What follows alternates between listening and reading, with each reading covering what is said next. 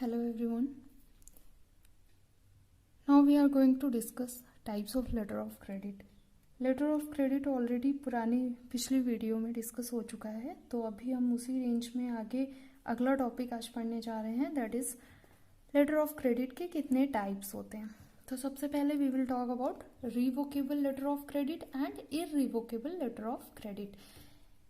Revocable letter of credit जो है, it could be withdrawn, cancel, modified by issuing bank any time without prior consent of exporter. ये एक ऐसा letter of credit होता है जो एक्सपोर्टर के कंसेंट के बगैर इशूइंग बैंक के थ्रू कभी भी मॉडिफाइड, चेंजेस या फिर कैंसिल किया जा सकता है। और इसका जस्ट अपोजिट होता है irrevocable letter of credit. That means कि it can not be withdrawn, modified, cancelled without prior consent of beneficiary. इसका मतलब कि ये इशूइंग बैंक के थ्रू बिना एक्सपोर्टर के कंसेंट के ना ही चेंज किया जा सकता है, ना कैंसिल किया जा सकता है, और ना ही इसमें किसी तरीके का कोई विड्रॉल किया जा सकता है। तो ये है revocable and irrevocable. Revocable letter of credit जो है वो थोड़ा रिस्की होता है, बिकॉज अभी हम लोगों ने इसको समझा कि इसे कभी भी चेंज किया जा सकता है या मॉडिफाई किया जा सकता है। इसीलिए जो एक्सपोर्टर है वो हमेशा इररिवोकेबल लेटर ऑफ क्रेडिट के लिए ही इंसिस्ट करता है। सेकंड है विद रिकोर्स, विदाउट रिकोर्स।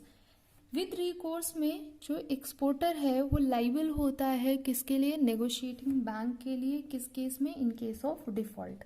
कई बार ऐसा होता है कि जो इम्पोर्टर है वो पेमेंट करने से डिनाई कर देता है, मना कर देता है, कुछ सर्टेन रीज़न या कुछ सर्कमस्टेंसेस की वजह से। ऐसे केस में क्या होता है, एक्सपोर्टर लाइबल हो जाता है किसके लिए? नेगोशिएटिंग बैंक के लिए, अगर उसने प्री शिपमेंट फिनांस ले रखा है तो। प्री शिपमेंट फिनांस का मतलब होता है कि जब उसके पास ऑर्डर आया तो उसने उस ऑर्डर को पूरा करने के लिए क्रेडिट, दैट मीन्स कि पैसा उधार लिया किससे? नेगोशिएटिंग बैंक से। किसके बेस पे? On the basis of letter of credit जो उसको इम्पोर्टर के थ्रू इशू हुआ था, उसके बेस पे उसने जो उधार लिया था वो अब चूंकि इम्पोर्टर ने पेमेंट करने से मना कर दिया, उस केस में नेगोशिएटिंग बैंक जो है वो किससे अपना रिफंड लेगी? वो एक्सपोर्टर से रिफंड के लिए क्लेम करेगी। तो ये होता है with recourse letter of credit. और इसका जस्ट अपोजिट होता है without recourse letter of credit, कि अगर डिफॉल्ट का केस होता है तो उसमें एक्सपोर्टर जो है वो लाइबल नहीं होता है पेमेंट रिफंड करने के लिए या फिर क्लेम को फुलफिल करने के लिए। यहाँ पे जो नेगोशिएटिंग बैंक है वो किससे अपना रिफंड लेती है? वो लेती है कंफर्मिंग बैंक से या फिर इशूइंग बैंक से। ऑलरेडी हम लोग जानते हैं इशूइंग बैंक वो जो लेटर ऑफ क्रेडिट इशू करता है, इम्पोर्टर की बैंक होती है। और कंफर्मिंग बैंक क्या होती है? Branch of issuing bank situated in exporters country. Issuing bank की ब्रांच होती है जो एक्सपोर्टर कंट्री में सिचुएटेड होती है। तो यहाँ पे जो नेगोशिएटिंग बैंक है वो किसके थ्रू क्लेम कर सकती है? किससे क्लेम ले सकती है? इशूइंग बैंक से और कंफर्मिंग बैंक से। तो ये हो गया with recourse and without recourse letter of credit. ये कब होता है? ये डिफॉल्ट के केस को सिक्योर करने के लिए बनाया जाता है। Now third is confirmed letter of credit and unconfirmed letter of credit. Confirm letter of credit में एडिशनल गारंटी मिलती है किसकी? इशूइंग बैंक के साथ कंफर्मिंग बैंक, दोनों ही बैंक का पेमेंट गारंटी मिलता है, इसीलिए इसको हम बोलते हैं कंफर्म लेटर ऑफ क्रेडिट। और इसके जस्ट अपोजिट होता है अनकन्फर्म लेटर ऑफ क्रेडिट। क्यों? क्योंकि इसमें कोई भी एडिशनल गारंटी कंफर्मिंग बैंक की तरफ से नहीं मिलता है, इसलिए ये अनकन्फर्म लेटर ऑफ क्रेडिट होता है। Now next one is transferable letter of credit and non-transferable letter of credit। इसका मतलब कि अगर लेटर ऑफ क्रेडिट को थर्ड पार्टी को ट्रांसफर किया जा सकता है तो वो होता है transferable letter of credit.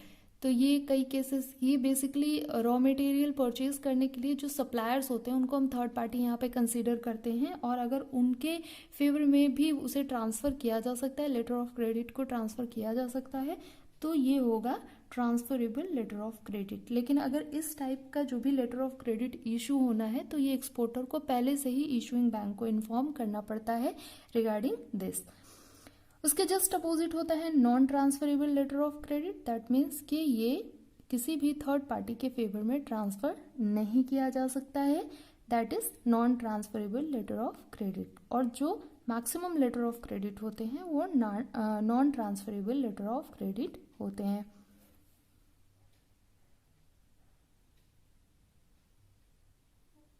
Now next one is fixed letter of credit.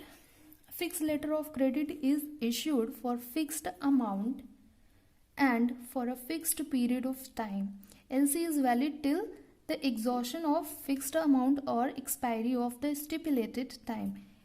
Fixed letter of credit जो ओपन किया जाता है वो एक सर्टेन फिक्स्ड अमाउंट और साथ में एक वैलिडिटी यानी एक टाइम ड्यूरेशन के लिए फिक्स किया जाता है, इसीलिए इसको हम बोलते हैं फिक्स लेटर ऑफ क्रेडिट। और जैसे ही ये उसका टाइम जो है एक्सपायर हो जाता है तो ये लेटर ऑफ क्रेडिट इनवैलिड हो जाता है। लेटर ऑफ क्रेडिट जो यहाँ पे इनवैलिड होता है वो दो रीज़न से होता है। जो अमाउंट हमने फिक्स किया है अगर वो अमाउंट विड्रॉ हो जाता है तो वहाँ पे वो एक्सपायर हो जाता है, और दूसरा है जो हमने टाइम फिक्स किया है, जो टाइम ड्यूरेशन फिक्स किया है, अगर वो एक्सपायर हो जाता है तो वहाँ पे लेटर ऑफ क्रेडिट इनवैलिड हो जाती है।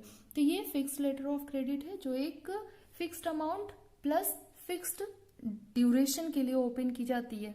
और इसके जस्ट अपोजिट होता है revolving letter of credit. That means कि ये ऑटोमेटिक रिन्यू होती जाती है जितने अमाउंट के लिए लेटर ऑफ क्रेडिट ओपन किया गया है, जितने टाइम ड्यूरेशन के लिए लेटर ऑफ क्रेडिट ओपन किया गया है। जैसे ही वो टाइम ड्यूरेशन एक्सपायर होता है ये जो एलसी है वो ऑटोमेटिक क्या हो जाती है, रिन्यू हो जाती है। और ये किस कंडीशन में इसको हम प्रेफर करते हैं, जब सेलर और बायर के बीच में एक फ्रीक्वेंट डीलिंग होती है, उस केस में हम revolving letter of credit use करते हैं ताकि फ्लो ऑफ पेमेंट बना रहे और कहीं पे भी पेमेंट ब्लॉकेज की प्रॉब्लम ना आए। तो ये है fixed letter of credit and revolving letter of credit. Now next is clean letter of credit, restricted letter of credit. Clean letter of credit का मतलब होता है when there is no terms and condition regarding negotiation of documents. Negotiation of documents के time पे अगर letter of credit के साथ कोई भी टर्म्स एंड कंडीशन नहीं जुड़ी हुई है, that is clean letter of credit. और अगर किसी भी टर्म्स एंड कंडीशन के साथ लेटर ऑफ क्रेडिट नेगोशिएट किया जा रहा है या डॉक्यूमेंट नेगोशिएशन हो रहा है तो ये रेस्ट्रिक्टेड लेटर ऑफ क्रेडिट होता है। तो यहाँ पे हमें बस याद ये रखना है कि अगर डॉक्यूमेंट नेगोशिएशन के वक्त किसी भी तरह का टर्म्स एंड कंडीशन नहीं है तो ये क्लीन लेटर ऑफ क्रेडिट है, और अगर कोई टर्म्स एंड कंडीशन जुड़ी हुई है तो फिर वो रेस्ट्रिक्टेड लेटर ऑफ क्रेडिट है। Now next one is red clause letter of credit. Red clause letter of credit में जो एक्सपोर्टर है उसको फैसिलिटी मिलती है प्री शिपमेंट फिनांस की, जो कि वो अप्लाई कर सकता है अपनी बैंक से, और ये फिनांस उसे इशूइंग बैंक के थ्रू गारंटीड होता है। इसको रेड क्लॉज इसलिए कहते हैं बिकॉज ये जो है वो रेड इंक में टाइप्ड होता है, that's why it is called red clause letter of credit. तो याद रखने वाली चीज़ बस इतनी है इसमें कि red clause letter of credit अगर किसी एक्सपोर्टर के फेवर में ओपन किया जाता है तो इसका मतलब वो जो एक्सपोर्टर है वो अपनी कंट्री में अपनी बैंक या जो उसकी नेगोशिएटिंग बैंक है वहाँ पे वो क्रेडिट के लिए अप्लाई कर सकता है, प्री शिपमेंट फिनांस के लिए अप्लाई कर सकता है, और उस फिनांस के थ्रू वो गुड्स को मैन्युफैक्चर कर सकता है। इसके बाद नेक्स्ट है इसी रेंज में green clause letter of credit. जैसे red clause letter of credit में जो एक्सपोर्टर है उसको प्री शिपमेंट फिनांस की फैसिलिटी मिली हुई थी, तो यहाँ green clause letter of credit में प्री शिपमेंट फिनांस के साथ साथ स्टोरेज फैसिलिटी भी एक्सपोर्टर को मिलती है, जिससे कि वो गुड्स का क्लियरेंस करा करके उसे फाइनल शिपमेंट कर सके। तो जो शिपमेंट पोर्ट पे स्टोरेज फैसिलिटी भी green clause letter of credit के थ्रू एक्सपोर्टर को मिलती है, and generally it is typed in green ink, that's why that is called green clause letter of credit. And the next one is documentary letter of credit. Documentary letter of credit basically सारे ही जो letter of credit हैं वो documentary letter of credit होते हैं, क्योंकि letter of credit के against में जो पेमेंट रिलीज होती है वो कुछ डॉक्यूमेंट सबमिशन के बाद ही होती है, इसीलिए इसे डॉक्यूमेंट्री लेटर ऑफ क्रेडिट कहते हैं, जिसमें कुछ डॉक्यूमेंट्स जो एक्सपोर्टर है उसे सबमिट करना पड़ता है, जैसे bill of lading, shipping bill, commercial invoice, packing list, certificate of origin, certificate of pre shipment quality inspection, marine insurance policy etcetera. तो ये जो सारे टाइप्स हैं ये लेटर ऑफ क्रेडिट हैं, जो different different situation, different terms and condition की वजह से डिफाइन किए गए हैं।